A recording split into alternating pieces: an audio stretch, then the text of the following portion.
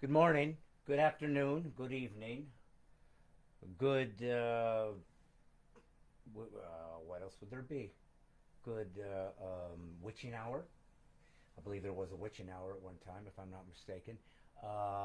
Good uh, happiness to you all. Thank you so much for showing up. This is exciting. Back, and if I'm not mistaken, this is episode 7 of my podcast. Now, that's not actually true. It's actually episode probably 30, but I started a long time ago, and I didn't know it was going to be a podcast then. So episode 7 happens right now. So thank you so much for joining me. And if there's anybody new out there, for joining me, my name is Brad Stine, otherwise known as God's Comic. 30 years as a professional comedian, and traveled all around the country. I've been literally in all 50 states, and I've also been in about 6 or 7 provinces of Canada. I've performed in Australia. I've performed in England on a Channel 4 television show. Jules Holland was the name of that guy. And now I'm performing in my special storage space, and it was a storage space. It's becoming little by little my podcast studio, my podcast central. I do not have on any scarf today, even though it's still cold out. It's not freezing. It's not miserable. And so I thought I'd toughen up. I'd show what kind of a man I actually am, and I've decided to come in my T-shirt and in this fully uninsulated, miserable freeze hole known as my podcast central. But anyways, thanks for showing up. Let's see who's gotten here so far. Gotten here. Oh man, I have got to work on my diction, my dictation. Anyways, Benjamin Gregory's here. He's always right here on top. Benjamin is the guy that always helps lock links on. So if you ever have anything you need a link to, he'll be right on top of it. Karen Boyd's there. Hi, Karen. Good to see ya. Kenny Dara, he's been here now and again. Good to see you. Nick Kress is here. Got the shirt. Oh, you got this shirt? Okay, nice. Brian Oberson's here. Underwood High. Michael Glenn. Amanda is here. Kit Kat. Hey, hey. Kit Kat Sparrow's here. And we've got Bumpus Mills, Tennessee, with Brett Shelton. I don't know where Bumpus Mills is. I'm in Nashville, Tennessee. So Bumpus Mills, no idea where that is or what it's about. But we do have Georgia Pie from New Jersey. And the pie carts, of course, have a long lineage of selling pies on carts through the Bowery district of New York many, many years ago. They then were kicked out because they were causing such problems, probably mafia related, and they were sent to New Jersey where they could thrive because they were mafia related. Anyways, that's another story altogether. But anyways, I am happy to be with you guys. Lola Mills is back, and she's thawed out. Massachusetts is here. That would be Christopher Andrew. Bill Colonna's. Hi, how are you? Joseph Gross, good English, yes. Jack Crothers is here. Look at all the folks that showed up, doggone it. Sherry Lynn, Len Bartley, second time. Hey, he's all excited. Les Bentley, he's excited. It's the second time. He's excited for being here twice, when many of these people have been here for months and months, hanging on to my every word, hoping eventually that they'll be coherent and with some depth. But as of right now, that still remains to be seen. Well, listen, let's get to it. The show is just getting started. I always like to welcome people, say hi to them right off the bat before we get the ball rolling. So for those of you who are on for the first time, a couple things you need to know about me. Number one, I am a Christian man. So even though I am a professional stand-up for 30 years, I believe Jesus is God. So that might pop up sometime eventually in my podcast. And if that's hard for you to handle, put a helmet on and slam it down tight, because I talk about things that matter to me. I'm also a conservative, which means I believe in limited government. I believe in small taxation, very limited. And I also believe in the free market enterprise system. I believe in entrepreneurship. I believe in states' rights. I believe in the Second Amendment that was put there so that this first could remain. I believe in free speech and liberty, no totalitarianism, no despots, no evil, no darkness, and no cancel culture. This is a speak freely zone. There is no safe spaces here whatsoever. These are dangerous spaces because only a culture that is dangerous for the good, not dangerous because they're evil, not dangerous because they're attacking people, not dangerous because they're killing people, but dangerous because they speak truth and they're not afraid of grappling with difficult situations and fighting upstream against the cultural milieu that has nothing at stake because they are the ones that control the information. So if nobody ever demeans them, if nobody ever is able to show facts that are maybe describing that parts of their point of view hasn't been well thought out, or in fact is flawed in some way, they never have to deal with that. And they never have to because they control the information. And they even have gotten so lazy that they don't even have to have a good rebuttal to their point of view. They simply don't let you speak, and they have won the day. But what they forgot to realize is this is America. And Americans, if they're anything, have ingenuity. It's called American ingenuity. We always find back doors. We tear open the roofs and lower people down in from pallets. We have dug holes to come up through the basement. This is what Christians and conservatives must do at this time in America because our freedom of speech has been jettisoned. So I'm going to find it back. I'm never going to give up. I'm going to believe that God's going to show us amazing new ways to dominate the media like we always have. Again, as I mentioned before, when radio was dying, and there was nowhere to go, Rush Limbaugh showed up, and suddenly conservatives absolutely dominated radio. When there was no conservative point of view on television, Fox News came in, and they destroyed everybody in their wake. So it's always been that way. It always has been. Americans are still and completely have the preponderance of those who lean right and have a more conservative point of view still dominate, and that's why they have to be shut up, because we don't want them to be able to communicate. So we're going to do the best we can. I'm trying to communicate with you guys. I don't hate anybody. I'm not against anybody, but I do believe thoroughly in free speech. So today I wanted to talk to you as we get the ball rolling about a few things, and we only have 1 hour, so if you join me for the first time, I only speak for an hour, and we already have 13 minutes out of the way, so we're getting close to 45 minutes, and I leave, and then you can go home happy. For those of you who are here, not because you chose to, but you're on a work release program and have been court ordered to watch. So hang on, buckle up, do your best, and here we go. But I did want to tell you a story, a road story. You see, a lot of people have asked me over the years about what's it like being a comedian out in the atmosphere in America or wherever you happen to be performing your comedy, and what's it like. And what it's like is it's hard, especially when you're just getting started, because when you're just getting started, you're traveling a lot of times one-nighter gigs where you literally are driving from one show to another show to another show, and then maybe the weekend you'll be in one spot. As a matter of fact, one of the first clubs that I ever performed for was called the Comedy Zone. This club, along with Coconuts in Florida, were one of the original touring, sort of road dog touring comedy clubs that professional comics could get their stage time and get their livings going and figure out how to work for the most difficult scenarios possible. So what they used to do was they would get bars and clubs throughout the country to do a one-night only comedy night, and they would get these guys to buy into it. And a Tuesday night, you literally would be at some biker bar in who knows where, Missouri, and then the next night, Wednesday, you go to this next, somewhere in a lounge at a club, and that was or a hotel. That was that show's night. Thursday night, you go some other one-night gig.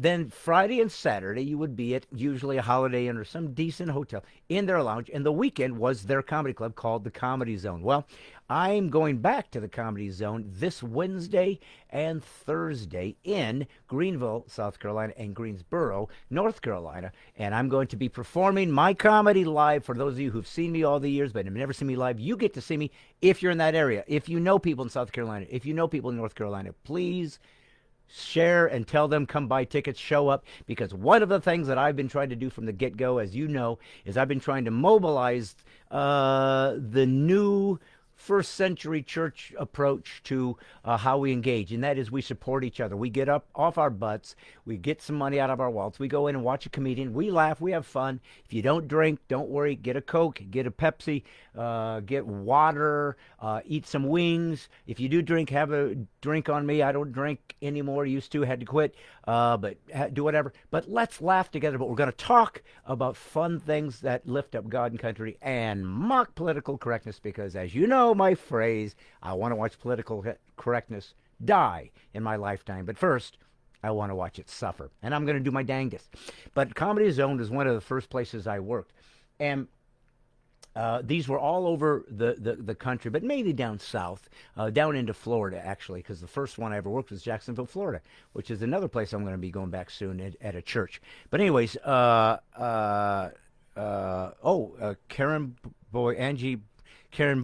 Brown, yay, I'll be in Greenville on Wednesday, hopefully. I don't know who's saying hopefully, Angie or Karen, but there is no hopefully. You'll show up, or I'll hunt you down, Karen Boyd, Angela Brown-ish. So I want you guys to show up, because what I'm trying to show people is that Christians and conservatives will support their own. Now, again, this isn't self-serving. It sounds like, oh, you just want us all to come see you. Well, I do want you to come see me. I'm a comedian. I want people to come see me. I want to have fun with my people. I want to meet you guys.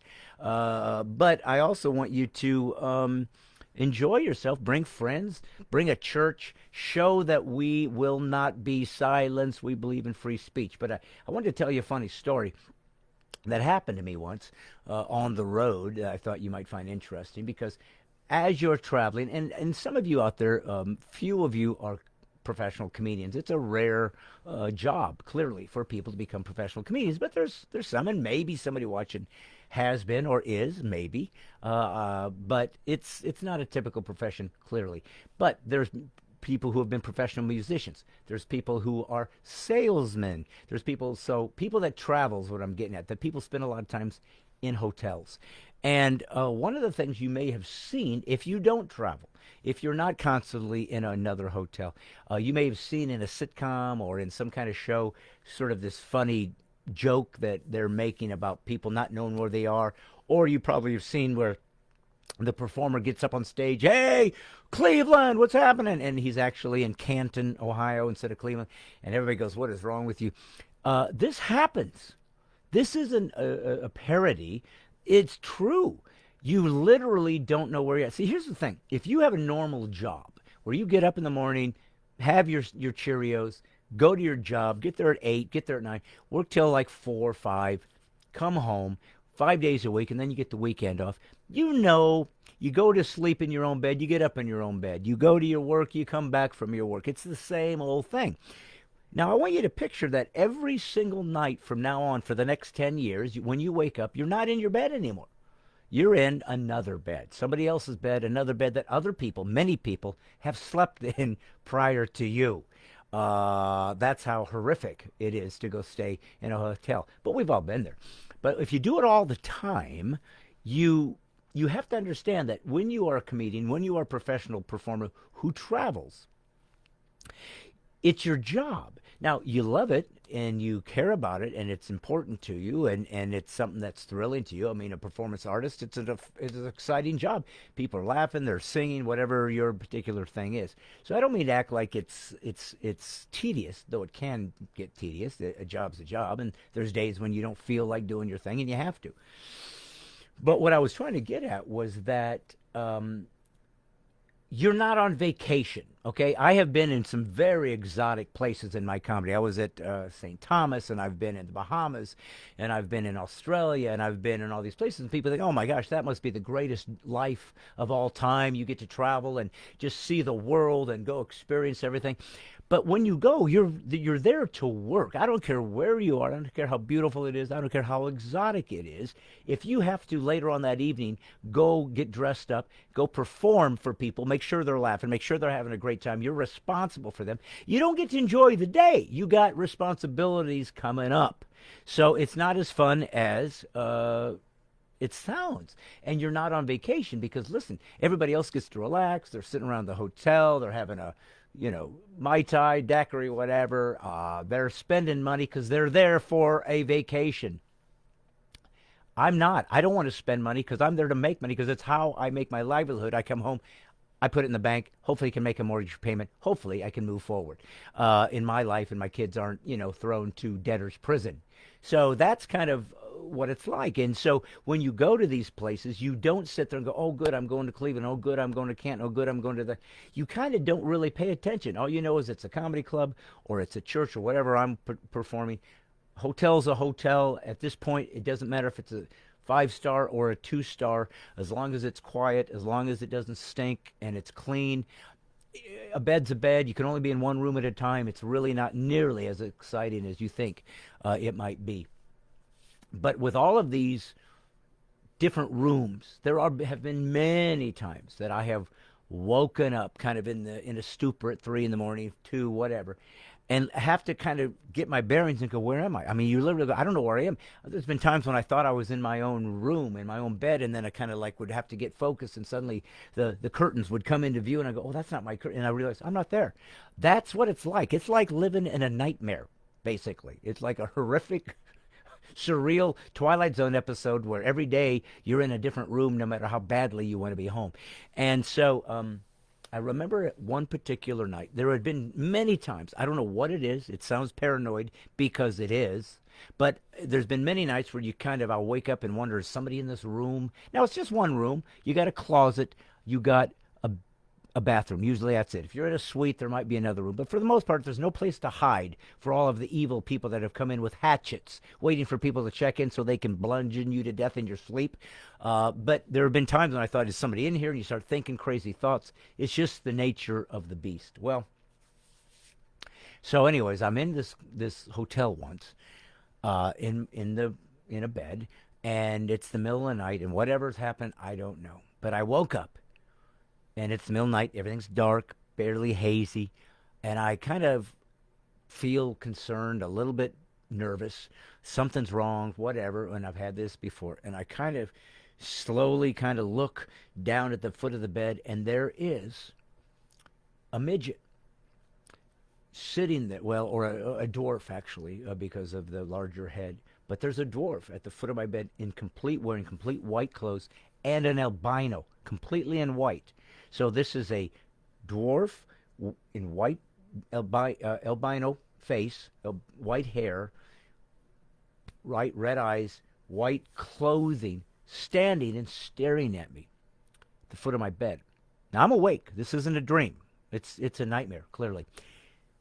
And I kind of look up and go, what is going on? Why is it there? And that, as I kind of sit up to see what's going on, that little albino dwarf walks over to the side of my bed left, and stands right next to me.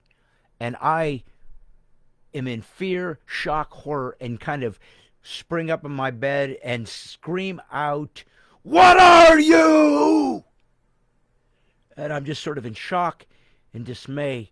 And then it just sort of fades off, and I guess I'm okay, and I just kind of fall back to sleep. In horror. The next morning I wake up and I'm like, oh my gosh, what was that? That was one of the most frightening things that has ever happened to me in my life.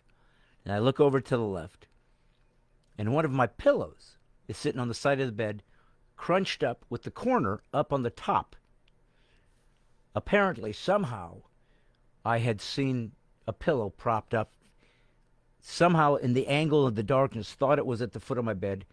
My imagination crafted this pillow into a albino dwarf that hopped over to the side of my bed, stared at me to shock me into submission and fear, screaming out in horror, "What are you?" For I felt this was indeed a demon had come for me.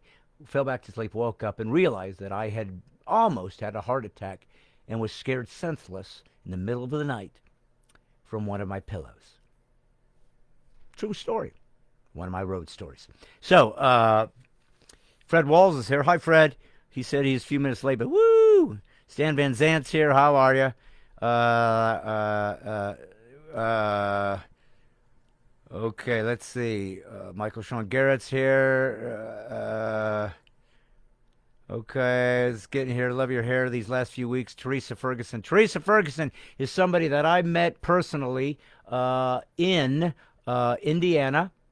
at Gutty's Comedy Club. Was that Granger, Theresa? I'm trying to remember. But she came out to a show, one of the first people that has become a fan of mine on my podcast that came out to see me live, and that was exciting. And this is what basically part of what I was talking to you guys about earlier, is creating awakened warriors. I believe that we are at a time in our culture where we are going to have to fight, not in a metaphorical sense, but in a real sense. We're going to have to fight for our rights and our freedoms and our liberties in America to be free. Now, this isn't some giant leap. I'm certainly not giving you some sort of revelation that you haven't figured out. If you're a Christian or conservative, you know what has happened. I was talking to a friend of mine, Kevin Sorbo, and some of you might know who he is. He's an actor. He played Hercules on the series Hercules. So clever that they called him Hercules when in fact he was Hercules. But he also has been in movies, many faith-based films, from Soul Surfer to God's Not Dead, and other successful faith-based films. But he was on Facebook, which is what I'm on right now. They've so far been fair to me. They've left me on here so that I can speak to folks. He had 500,000 followers, and suddenly he was gone. He just got kicked off. And I asked him what happened. He goes, I guess I posted something about, I don't even remember what it was he posted, but it was something that they felt was against their standards, and they just dumped him, cut him off. So, here's a guy who's trying to build his life, his career, speaking to his people. I know it's not what they believe. It's not their point of view. But so what? I mean, here's what fascinates me. Here's what fascinates me. Most of my conversations that have ever had any value, ever had any purpose, ever had any significance, happened because people that I disagreed with would have a conversation with me. Now, somewhere along the lines, and it's part of cancel culture, it's part of leftist, Marxist tactic, and certainly a tactic of Adorno and those who come from the Frankfurt School. It's certainly a tactic from Rules for Radicals, Saul Alinsky. And the tactic is, number one, there's many, but one is always accuse people of what you're doing. So if you are a bigot, accuse people of being a bigot, and then it allows you to be a bigot without being harmed or judged. If somebody's being intolerant of you, call them intolerant, and then you can be intolerant of them, and nobody pays attention to you. So it's a really odd tactic. It's a lie to get you some power and to give you some prestige, but it's also lazy. And when I mean by lazy, and maybe this doesn't matter, and here's the sad truth, maybe it doesn't matter that they're lazy, because if they don't have anybody pushing them, if there's nobody that's demanding that they have to, for example, justify their point of view, why should you? I mean, think about that. You went to school, and if you went to school to be an engineer, and they said, but listen, you never have to take a test, you never have to prove that you have studied and that you understand engineering. I'm going to give you your degree no matter what. I'm going to hire you to be an engineer. You're going to get paid for being an engineer, but you don't have to prove that you qualified to be an engineer, nor does your edifices that you build and create, they don't even have to, get this, they don't have to stay standing. They can be crap, collapse. Nothing's going to happen to you. Just keep following our point of view. Do what we ask of you. We will take care of all the dirty work. You have nothing you're obligated to do. You can speak against others. You can put them down. You can say that they're evil, Nazis, bigots. You can say anything. They're hateful. You never have to justify it, because if somebody tries to demand that you simply prove your point, we'll simply cancel them. We'll get rid of them. We'll make sure that you not only don't even probably even see their demand for justification of this slander. We won't even let them have a place at the table. Well, this is crushing to freedom and in liberty in America. Clearly, it's destructive because it's not only is it not allowing us to be free, and this is an old trope that has always annoyed the snot out of me, is that there is that famous Voltaire line, I disagree with what you're saying, but I will fight to the death for your ability, for your freedom to speak it. Now, I believe it was Voltaire, and sometimes when you get these quotes and it says it's from Voltaire, and then you look it up in the dictionary and it was from Manson, so you look like an idiot. Plus, you're speaking well of a serial killer, but I believe it was Voltaire that said that. But here's what bothers me: I've seen folks use that over time. And to be perfectly honest, nobody really means that. Because when it comes to, forget dying for people to be able to speak things against what you hold dear, you not only do you not have to die for it, you don't even have to hear it. You're not standing up for it. You don't believe in free speech. You don't believe in liberty. You don't.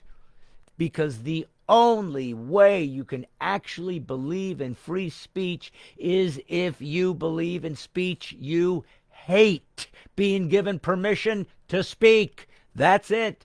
It has nothing to do with you speaking about what you believe. It has nothing to do with you concurring with somebody else. It has only to do with you saying, I can't stand what you're saying, but I want you to be able to say it, because if I can let this kind of nonsense get out there, then everybody's free. Everybody can speak. And that's so crucial. I've seen this happen over and over again, that not only do the left have been taught, and it's shameful because they're teaching our kids this, that you don't have to defend your point of view. Now, what kind of a society are we creating when you can fantasize any kind of reality that you choose to be real? Doesn't have to be. You just fantasize it. You just project, I want this to be true because it feels right to me. You don't have to defend it. You don't have freedom. You don't even have reality. You don't even have truth. And what can be more dangerous to the structure and foundation of a culture than people live by lies? Nothing can be worse, because lies are not communication. You're not, if you're talking to somebody that's lying to you, you're not communicating. They're withholding your access to reality. And so you're believing them, you're trusting them, they're giving you lies. Thus, the chain of logic and reason can continue to follow. But once it's locked into a lie, it goes off the path that you'll never know, because you don't know where it went south. And you're not accomplishing anything. You're not getting anywhere. And you're not demanding that we as a people find truth to be sacrosanct. I told you earlier that I was a Christian, and Christianity has brought a lot to the West. I mean, it really created the West as we know it in so many ways. So many ideas, ironically, that leftists have hijacked. Justice, social justice, women's rights, children's rights, defending the right of the downtrodden, defending the poor, having a place for people to go and be taken care of if they can't afford it. These are all Christian ideas that did not exist in culture anywhere until Christianity came into being. Jesus Christ has set down some precedents. People went to prison saying, we've seen the impossible. A man rose from the dead, so God's been here. They wrote letters to each other, and God used those letters and anointed them so that they could pass on God's information as to how the world's going to work. And in that study and in that deep taking apart of these scriptures and trying to understand the deeper nuances of it, we found things that that we hadn't known before. Now, keep in mind, there was a lot to the Greek culture because they gave us the logic and the reason, the philosophy, and that was inculcated into Christian thought. But that's because logic and reason is part of God's nature. Remember what I told you before. All truth is God's truth. So I don't care if an atheist says it. I don't care if Richard Dawkins says it. I don't care if Penn and Teller say it.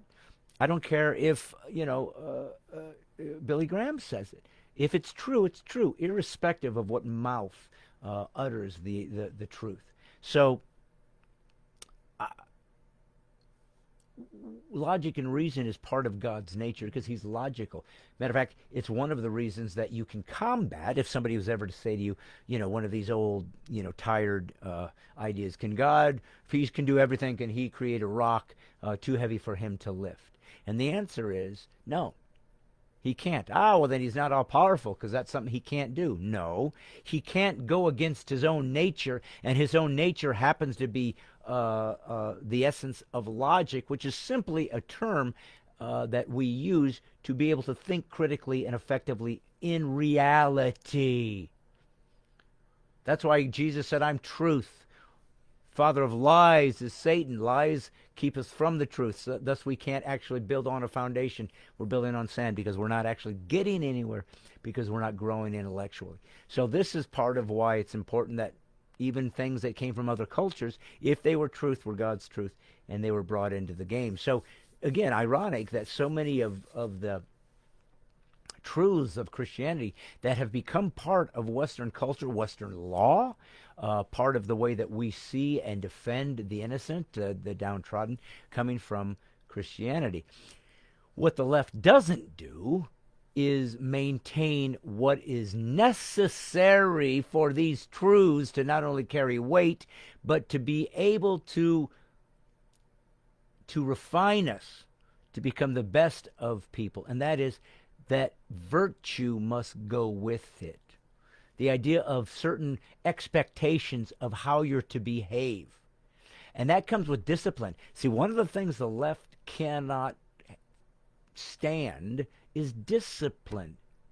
Remember, they're the ones that said you're not allowed to spank your kid. Oh, yeah, we used to get spanks. I'm not talking about beating you with your fist. I'm not talking about, throwing a kid across the... I'm not talking about tying them up. I'm talking about a swat on the butt to say, you are out of line. Your will must be broken because where you're going is going to destroy you. And I used it in one of my comedy lines. I'd rather, swat a kid at 5 than look for a bail bondsman at 15.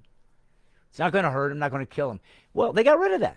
They said corporal punishment was somehow evil. It was teaching them how to hit. And it's like, no. To say that swatting a child because they did something to break the rules teaches them how to hit is kind of like saying, let's not put people in jail because it teaches them how to hold people against their will. It doesn't comport. There's a price to pay for breaking the rules. And if there isn't, then there are no rules. And if there are no rules, there's anarchy. And if there's anarchy, then whoever has the most power will rule over everybody else. So all of these things have important merit. They're not just theory. They're not just me trying to make you behave the way I want you to. Obviously, if you believe in God, he makes the rules. I'm just somebody who reads the book, tries to understand it, passes it on because I'm told to, and leave it there. I don't like it. Right? I don't want to say some of the things I have to say. I would rather it be easy for me and I just sit there and mind my own business and don't say nothing about that sinful or God says you're not allowed to do that. It'd make my life easy. But who said easy is valuable? It's not. What have you ever learned of significance in your life that came easy? And the answer is, I'll answer for you. I'll show you my prophet anointing. Nothing. Nothing of value comes easy. Nothing. let me give you an example. Over the weekend, I got to meet another one of my friends who come on this show every Monday. I told you about Benjamin Greger. He's on all the time. Karen Boyd, I haven't met her, but she's on all the she's on all the time. I'm also have met who else was on here that I had seen. I forgot where she is, but she's out here somewhere. Anyways, I've met David Vinoy. I met him. He was in Dallas. There you are, David. I met Benjamin, by the way. He came to one of my comedy shows. But I want to tell you about somebody special I met this weekend, and it's somebody. If you're one of my regulars, you'll know who it is. Her name is Crystal Thomas. Now, Crystal has been a on fire show fan from the get go. I hope she's here somewhere. There she is, Theresa Ferguson. Yeah, I met Theresa in live. So I've only met a handful of you. Hope to meet some of you more this weekend. This week. Though I will be in Houma, Louisiana this weekend at a church. If you're in the Louisiana area, you can come out and see me then. But let me tell you a little bit about Crystal. So Crystal comes on my podcast, right? And she's just like you guys are doing right now. She says hi, or she talks to each other. And some of you guys have kind of made friends from afar, even though you haven't met each other. You're from different parts of the country, but you kind of enjoy what I have to say. It gives you some continuity, it gives you something to talk about, and you've come together and you've decided that what I have to say matters, and you want to help support me. So I would come up and I would say things like, here is a batch of old posters, the only posters I ever made. Brad Stine Put a Helmet On. It is literally from the album cover of my most famous album, Put a Helmet On, where the famous line, Put a Helmet On, came from.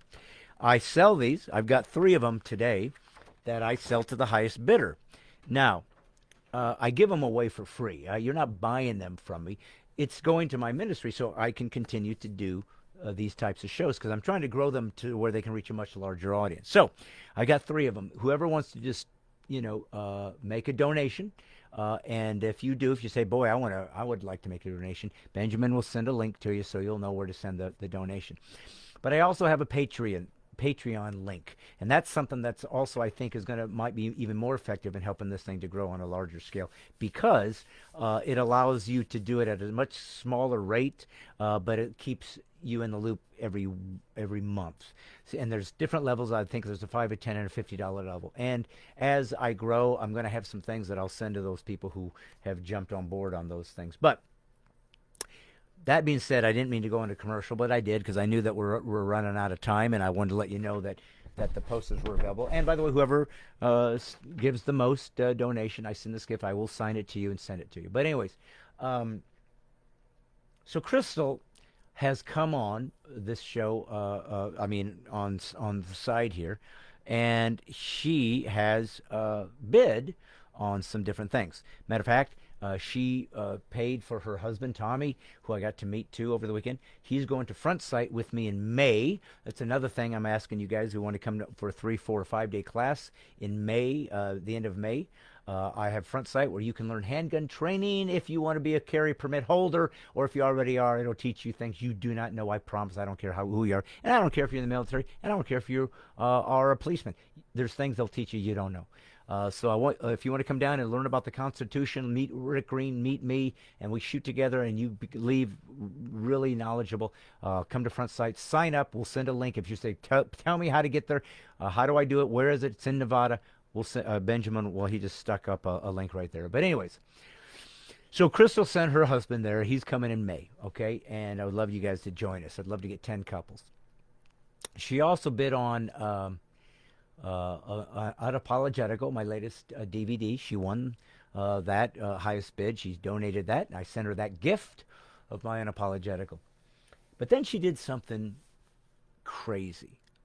She contacted me and she said, I want you to come to my part of the country. I'm in Cadiz, C-A-D-I-Z, but it's Cadiz, I learned, Kentucky. Now, I happen to be an hour and a half away from Cadiz, Kentucky, because by driving there from where I live in just south of Nashville.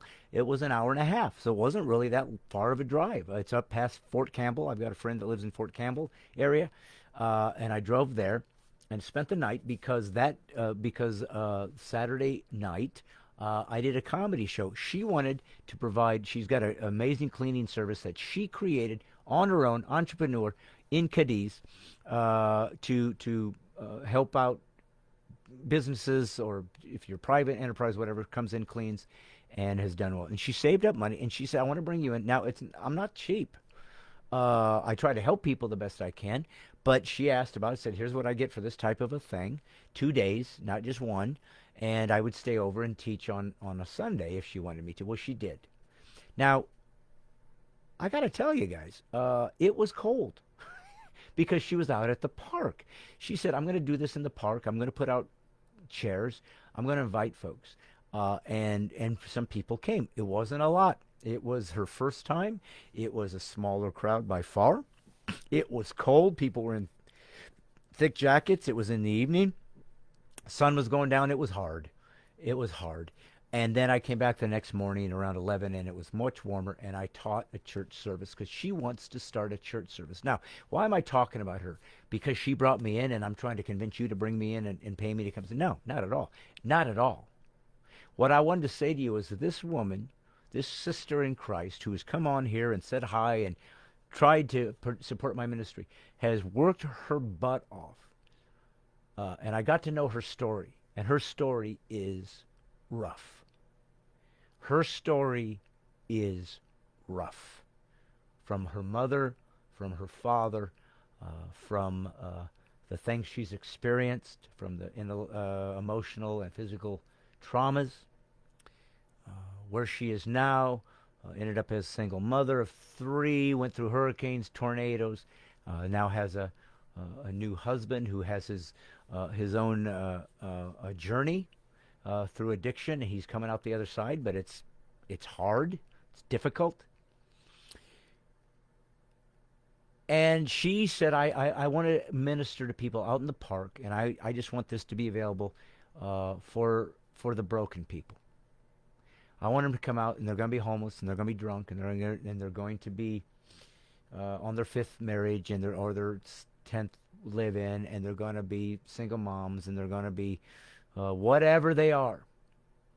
But I want to love them, and my sacrifice, the life I lived that was my burden, my crucifixion, God resurrected me from, so that I could heal others. And so she sent me a little link to her ministry, and I sent it over to Benjamin. It looks like there it is, Cadiz Housekeeping and More. That's her. Check on that, and if you even feel like sending a donation to her, if you feel like doing that this evening, do that. She spent some money of her own hard-earned money, and it's hard-earned for me. And she wanted to. But it just, I felt odd about it because I don't want anybody to be in a sacrifice, even though God calls people to do things, and I don't question it. And if God said, "I need you to do this," and bring him in, I got a story, I got a reason. She did it. I let people do what they feel like they're supposed to do. I trust God that he's going to take care of her, and he's got his own lesson to teach her just like he does me. But if nothing else, pray for that woman. Watch her ministry grow. What I wanted to say was not only to say thank you, Crystal. What a beautiful, honorable sacrifice you made, and I think a good start for your ministry, and I was humbled to be part of it, your launch. She is an awakened warrior. She put her money where her mouth is. How many Christians have taken advantage of this America that has given us free speech, religious liberties, nothing at stake? No one probably has ever experienced somebody bursting into your church, holding a gun to your head and said, "Recant Jesus or I'm blowing your head off." We haven't experienced that like they do have in other countries. And yet, when we're asked to do some things, when we're asked to sponsor a child, because I work with Compassion International, no, I don't want to do that. It's $38 a month. Nah, too much to ask. Even though the Bible says specifically, pure religion is taking care of the widows and the orphan. Everybody should have at least one child they sponsor regularly. I have been doing it for over 20 years. Because I'm great? No, I'm not great. But I'm doing what God told me to do, because that's the deal. You got to actually do it, not talk about it. Well, I think we've learned, and I truly believe, guys, that some of the freedoms that we've lost, some of the liberties that we've lost, some of the religious freedoms we've lost, some of the moral high ground, in the sense that there is an expectation of what God wants for this great nation of ours, that has crumbled and fallen apart, and we now have nothing but pornography on mainstream television running it, is because Christians were cowards and failed their Christ. He called them to do something, and they didn't, because there was nothing at stake. It cost them nothing. They didn't value it. They gave it away, and now it's gone. And I have watched I've watched people like Crystal, and I'm not here to embarrass her. If she wants to tell her own testimony, that's between her and God, and I know she will. I'm just saying I'm not going to tell it for her. But she put her money where her mouth was. And I know that that was a big sacrifice for her and her family.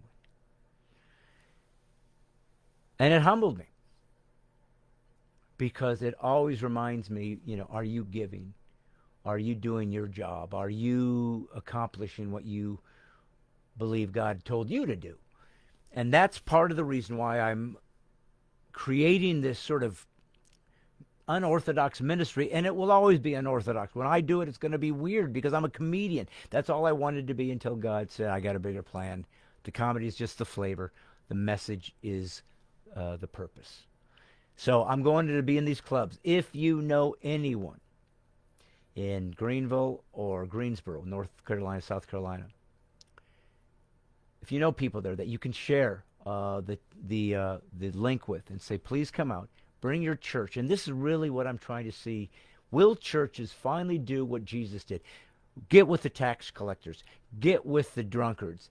Get with the prostitutes. Will they take their church and have the pastor lead the way? And I've had this happen in some of my clubs. Walk into a comedy club knowing liquor is going to be sold.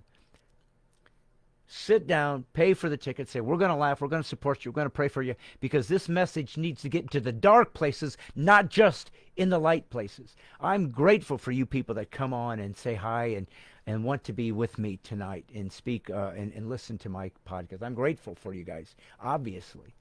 But most of you agree with me. Now, I hope I inspire you, and I hope I give you some thoughts to think about and some ways to move forward into how you engage people as a believer or as a conservative or whatever. That's what I'm trying to do, is just give you some thoughts, some things I've learned, try to pass it on. Since I'm good at communicating, maybe I can give you some lessons, teach you some things that help for you. Maybe they just gives you a community of like-minded people to make you know you're not alone and you're not crazy. But when it really, the rubber meets the road, are you ready to be an awakened warrior? Are you ready to say to yourself,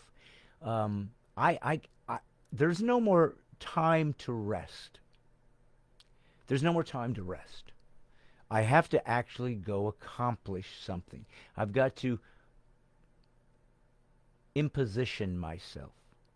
Christianity is a religion of inconvenience. It's constantly asking you to sacrifice something for a greater good. It's constantly asking you to give away something that was yours for the sake of somebody else. And so I wanted to give this little shout out to Crystal to say, you are my people. You're here. Oh, look, look at this. I'm looking down. Crystal Thomas says $20 for the poster. I don't want Crystal's money. She's already paid me. Matter of fact, Crystal, I'm going to send you a poster for free. Don't bid anymore. You've done your work for a while. You've done your... You're good, dear. I've got your address. I'll send you a poster. For the rest of you, maybe you might want to pick up where she left off. But no more from you, kiddo. I can't do it. You're killing me. Great woman. Wonderful woman. I hope you all get to meet her someday. Wouldn't that be cool if we all got some gathering someday, something? Maybe you all want to come to Nashville and go to the Opry Hotel and we could all meet or something. Maybe we could do something crazy like that. I don't know. But listen, if we're ever going to do that, we better do it while the getting's good, because if this turns into a significant, and I don't know if it ever will, guys, maybe it'll always be a small boutique podcast, but if it ever turns into something large, we're not going to have, gatherings. It'll just be too many folks. So I'm trying to take advantage of the fact that you're my fellow workers, fighters, conservatives, Christians, patriots, originalists who want to fight together, and I want to help you do just that. So I'm going to look here and see if there's anybody that's asked any questions. Don't see anything yet. I see Fred has bid. But listen, guys, I was talking to an atheist on my Facebook the other day, and I wanted to give you a little quick snippet of some of the things that I'm trying to learn as I talk to these people. I have always struggled with this. I'm a fighter. I've told you guys this. When people insult me and come after me, I want to destroy them verbally, and I know how to, because I'm a wordsmith. I'm good with words because that's what I do. I'm a comedian. I'm supposed to be good with words. I study. I'm an autodidact, so I study and I read and I like philosophy and logic. So I'm really good at it, and I'm not. There's people better than me. I'm not saying I'm genius. I'm just saying I'm good at it, and I can destroy. If that's all I wanted to do was play that game, I could destroy. But I told you this year, my entire commitment is to love my enemy and pray for those that despitefully use you. You know what I learned today? I was reading where Jesus was talking about what is the most important commandment. Number one, he said, love the Lord your God with all your heart, mind, soul, and strength. Love your neighbor. And he said, and the second one is likened to it, love your neighbor as yourself. And I always saw that as my neighbor is sort of the guy next door. Kind of a nice guy. I don't really know him that well, but that's who I'm supposed to love. And you know what I realized? Sometimes the people that hate me are my neighbors. Sometimes the person that you're supposed to, that despitefully use you, that's your neighbor too. It's all part of this one group of people who are not necessarily your friends, your family, but they are in need of God. So I'm trying to learn how to do what John Lennox taught, which is win the man, not the argument. So here's just a little snippet of what I did, but show you kind of how I'm trying to speak. This guy came on and he said, I was talking about the majesty of mankind and how God made us unique because we're made in his image. And he said, since when is mankind majesty? We're just a bunch of greedy, power-hungry, tribal, and genocidal naked apes murdering our way through history, with Christians having performed a lot of these atrocities. The church has been violently trying to protect their crazy anthropocentric views since the days of Galileo Galilei. Of course, Earth revolves around the sun, and of course, science is right in these days as well. Like it or not, intelligent design is considered to be a pseudoscience, and for a reason. Yeah, it's considered a pseudoscience by those who consider Darwinism a settled fact, that we all came from rocks. You believe in a unicorn version of science. That's your perspective, and this isn't me slandering you. I'm telling you what you actually believe. Something came from nothing, and then inanimate, inorganic matter sprung to life for no reason, and then, without any direction, eventually became humans. If that isn't the most ridiculous, magic world, I don't know what is. But if you attack me first, you don't have to answer your own issues. Wanting to be created in the image of God with trillions of stars just being there for us is the ultimate vanity. Oh, suddenly I have vanity. There is no vanity in Darwinism. There's no nothing in Darwinism. We're just here by accident. So why do you hang on to something as though there's value to be spoken of, or that you have something to teach me? We're just stardust, buddy. What do you have to tell me? Based on your worldview, there's nothing to talk about. And getting aggressive because some people have serious doubts about your vanity does not show much character. Aggressive? Let's see what I said. You simply reference moral claims. Unfortunately, You don't have access to transcendent morality to assign to me, since you would have to borrow it from the Christianity you claim is evil. Evil exists only if God exists to be able to reference the ultimate good. Otherwise, what you claim is immoral comes from Darwinism. Thus, it's simply a survival mechanism, and thus not wrong in the meta sense, but only a utilitarian preference. Thus, nothing you said above has any weight whatsoever if atheism is true. Notice I'm not attacking him personally. I'm saying if your belief system is true, here's the consequences. I'm not obligated to care about it, let alone be judged by it, unless, of course, God exists. I've never yet met an atheist that can grasp that concept. And I was talking about teleology, or meaning. Atheists can't grasp that. If they're right, there's no meaning to life. Thus, everything they say is meaningless. They can't grasp the concept. I'm serious. They can't grasp it. That is not an insult. I mean it literally. It's a philosophical reality that atheists either haven't pondered or are unable to. Now, notice, I didn't attack him as a person. I just simply spoke about his ideas. I learned this a long time ago. I can't hate people. I'm forbidden to hate people. I'm commanded to hate ideas different than God's. So here's what he said. We're here to observe the universe, yes, and it did not make it all less or more meaningless. Why do you assume us watching the universe gives it some meaning? Notice what he did. He said I was saying the universe was given meaning by looking at it. No, the universe has no meaning. We are able to look at the universe and understand that there's something out here bigger than us, something amazing, and that we're able to grasp it and draw conclusions. The universe isn't doing that. The universe isn't finding meaning. We are, because we're the only ones with a mind. The universe doesn't have one.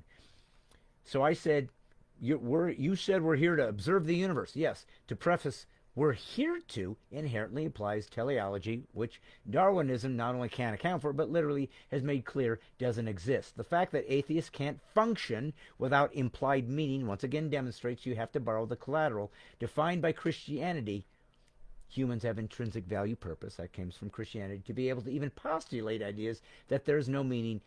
Incoherent and self-defeating is this idea. Again, not an insult. I'm making that clear, but simply using logic and reason to unfold pragmatic reality. You asked why I believed watching the universe gives it meaning. I didn't say watching it gives it meaning until we ask why it's here. Who, what, when, where, and how are physically referencing words that are helpful to science and theology. Why, though, is a metaphysical word that only belongs to theology since it implies meaning, because only humans can not only observe the universe but draw conclusions about it, the size, what is its makeup, how long has it been here, etc. We assign its existence, from which we are part, a wonder inside of us that drives our curiosity as to ask the question, why is there something instead of nothing? Most importantly, you ended your paragraph asking me the question, why do I think watching the universe gives it meaning? Notice that you cannot even engage in dialogue without presuming there's a purpose worthy of discovering. Again, borrowing the metaphysical reality of purpose from the theologian. My analysis is if you have a worldview that literally cannot function without using a principle only found in an antithetical worldview, yours needs to be abandoned. You would be following the evidence where it leads. It's why one of the most influential atheists of the 20th century, Antony Flew, abandoned a lifelong commitment to atheism based on the design argument. Once he realized purpose was a necessity to be human, he moved to deism. So he said, I did not mean we have purpose of watching the universe, only that we have the ability to do so. You're anthropomorphizing the universe, supposing there must be a why. I'm not anthropomorphizing the universe. I couldn't have made this more clear. I am saying only we have the ability to draw a conclusion. It has nothing to do with the universe. So that was a philosophical mistake he made. Just because we plan our actions doesn't mean everything else must. This is what he's saying. They're just cause and effect and some very little variety of choice or better variation on quantum level that is statistically meaningless on the scale of the universe. So he's saying all this, saying life has no meaning, and he thinks these statements have meaning. See how he can't see it? Yes, there is a why for your actions. It's evolution, natural selection. Rigged our brains that way, but not necessarily for the existence for the universe. Connecting both is a logical fallacy, a projection. and I think you know it. Gravity does not want an apple to fall to the ground, but has the inevitable effect of making it go that way. Effect, no purpose. No purpose. No, okay. Same goes for human evolution. We were not the purpose of evolution. Nothing evolution, or the elemental laws of physics for that matter, planned to create, but an arbitrary random byproduct doomed to get extinct again. Then quit talking, buddy. You have nothing to talk about. We're meaningless. I get it. That's what I keep telling you. Why are you wasting time? You have nothing to say. Your conclusion is life has no meaning. But here's the problem. And I'm not going to keep going. It's so long. Here's the problem. If you want me to accept what you're saying as a meaningful statement, you have just proven that your theory that life has no meaning is wrong. If you're right that life has no meaning, you're wrong, because there's meaning to your conclusion. Now, this was just a quick thing I wanted to share with you guys to show you what I'm trying to do. And these are the kind of things I'm trying to inspire you all to do. You need to be able to make these kind of distinctions and these kinds of conversations with your people. And what I've decided is I don't want to try to be an expert in everything. I'm not an expert on intelligent design. I'm not an expert on evolution. I'm not an expert on the cosmological argument. I'm not an expert on the fine-tuning of the universe argument. They're all interesting. I'm not an expert on the ontological argument. I've decided to be an expert on two arguments, and I'm still learning. The transcendental argument, which is the idea that there is actual immaterial ideas that live outside the material world, and that's your thoughts, and the moral argument. You can't have moral or meaning without God. Those are the two things I've decided to focus on. Those are the two ideas I've decided to become an expert on, because to me it's the foundation of everything else. Why have an argument about science or evolution if life has no meaning? Then none of the things you're discussing has meaning. So you see how I'm trying to be practical. But what I really wanted you to see was how hard it was for me to try to be kind to somebody that was unkind. And I constantly told them as this thread went on, you can go find it if you want to look for it. It's under my when I posted the video about you can't be moral without God. You'll find his name's Sam something or other. And you can find the whole thread if you're interested in it. But what I'm trying to tell you guys is, as awakened warriors, is this is what we're going to have to start doing now. You're going to have to study. Get William Lane Craig's work. Get Nancy Pearcey's work. Get Frank Turek's work. These are things that can teach you some of these ideas. I want you to come out and see my show in North Carolina or South Carolina. I will be in more places. If you want to be part of this, please join, be a Patreon member, and we will continue to grow this. I'm going to try to do this more often. I want to have guests on eventually. Again, I think states are finally starting to get rid of the mask mandates. We're finally starting to open capacity. So little by little, we will find freedom if we fight for it, and if we act as one, fighting for truth over lies at all times. I hope this was an interesting podcast. I gave you a war road story. I got to talk about one of my people that you guys have gotten to see over the months, Crystal Thomas, who has done this beautiful thing. I got to meet her, and we did some beautiful ministry together. I got to talk to you about how atheism can be engaged without being hateful. These people are hurting. They've chosen an ideology that gives them no purpose, no meaning. They're miserable. They have nowhere to go. They only find pleasure in hurting others. That's really where they found pleasure. It's terrible. So they need hard help. This is what I'm trying to do. I've got 2 posters. Whoever donates the most money for the 2 posters, I will send you a message. I will send you the link. I'll sign it to you. We'll send it out. This is going to help the ministry grow. This is going to eventually get this all locked in. I'm getting closer to starting to get some of the framework locked down. Then I got to get the electrical. You're going to watch it happen in real time. It's going to get warmer. Spring is coming. We have a lot to look forward to. We haven't lost this war yet. We have a lot to do. But there is going to have to be a consensus that every Christ follower truly is going to have to study to show themselves approved, prepared to take the fight to the street with love, but with truth, uncompromised, conservative values. This is what we're going to fight for. We're going to find a way in, and we're going to communicate in ways that are unique. I've got some other shows coming up I'm going to tell you guys about in the future, but you are my special Monday night crowd. You're the small group that comes and cares about my heart and what I'm doing. You're the ones that are praying for me. You're the ones that are giving. You're the ones that are literally watching an accidental Facebook Live on my lap that is becoming something that you were there from the beginning, and you are literally participating as Awakened Warriors, giving your own time, your money, and sharing so that we can show what we can do in unity, because a three-string chord is not easily broken. We are going to be one. Awakened Warriors. Remember, PC free is liberty. I will see you guys next week. God bless you all. Thanks for coming. And we have only begun to fight. God bless you guys. See you later. Bid! Donate! Posters coming. And this is just beginning to grow. God bless you.